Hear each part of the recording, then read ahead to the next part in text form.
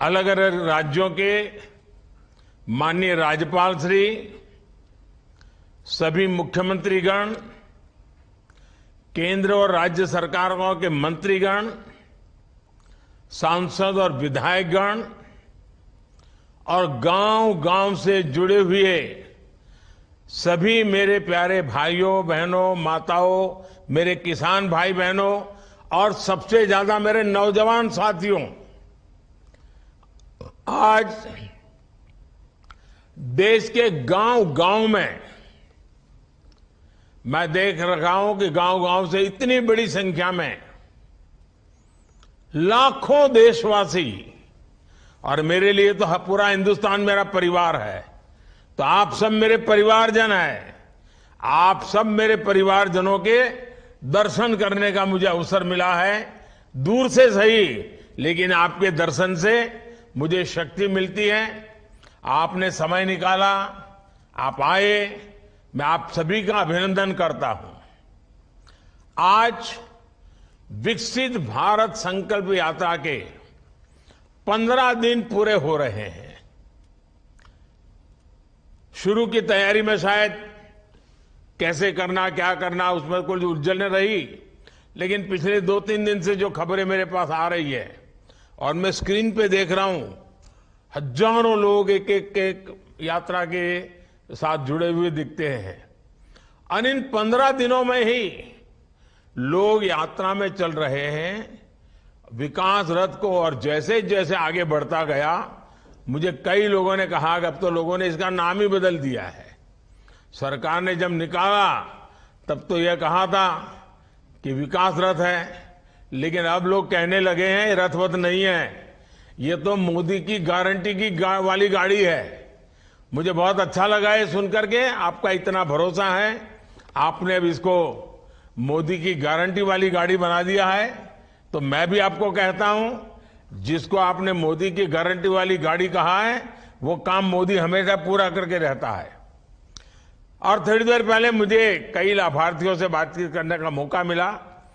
मैं खुश था कि मेरे देश की माताएं, बहनें, मेरे नौजवान कितने उत्साह और उमंग से भरे हुए हैं, कितने आत्मविश्वास से भरे हुए हैं, कितना संकल्प है उनके अंदर।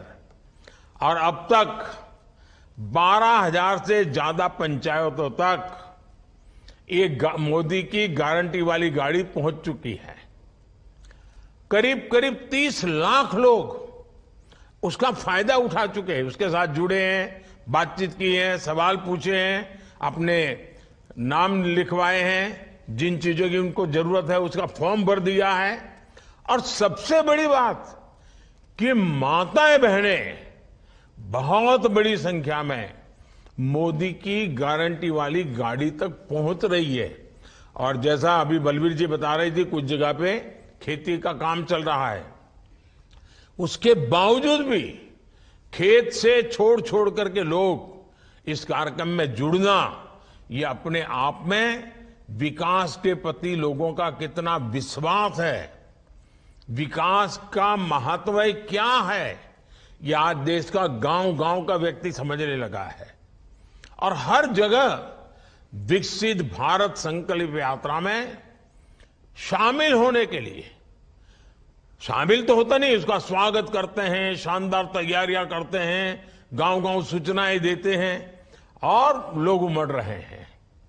देशवासी आज इसे एक जन आंदोलन का रूप देकर इस पूरे अभियान को आगे बढ़ा रहे हैं। जिस तरह से लोग विकसित भारत रथों का स्वागत कर रहे हैं, जिस तरह से रथ के साथ चल रहे हैं, जो हमारे सरकार के काम करने वाले मेरे कर्मयोगी साथी हैं, कर्मचारी भाई बहन हैं, उनको भी भगवान की तरह लोग स्वागत कर रहे हैं।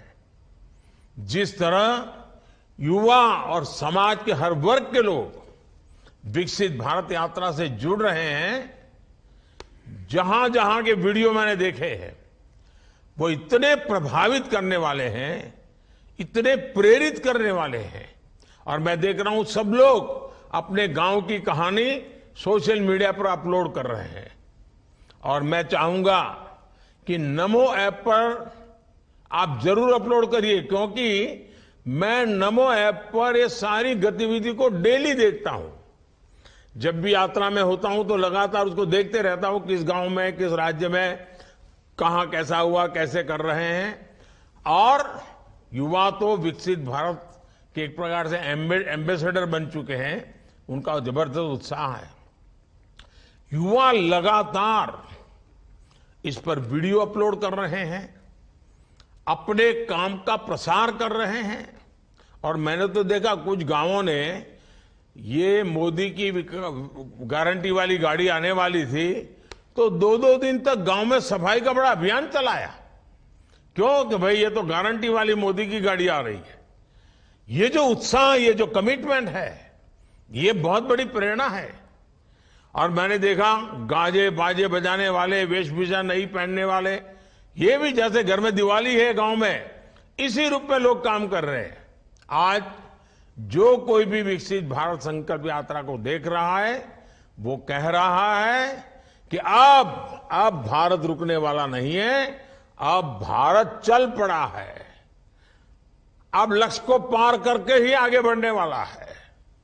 भारत न अब रुकने वाला है और न ही भारत कभी थकने वाला है। अब तो विकसित भारत बनाना 140 करोड़ देशवासियों ने ठान लिया है। और जब देशवासियों ने संकल्प कर लिया है तो फिर ये देश विकसित होकर रहने ही वाला है। मैंने अभी देखा देशवासियों ने दिवाली के समय वोकल फॉर लोकल, स्थानीय चीजें खरीदने का अभियान चलाया। लाखों करोड़ रुपया की खरीदी हुई। देखिए कितना बड़ा काम हुआ है। मेरे परिवारजनों, देश के कोने में विकसित भारत संकल्प यात्रा को लेकर इतना उत्साह अनायास नहीं है।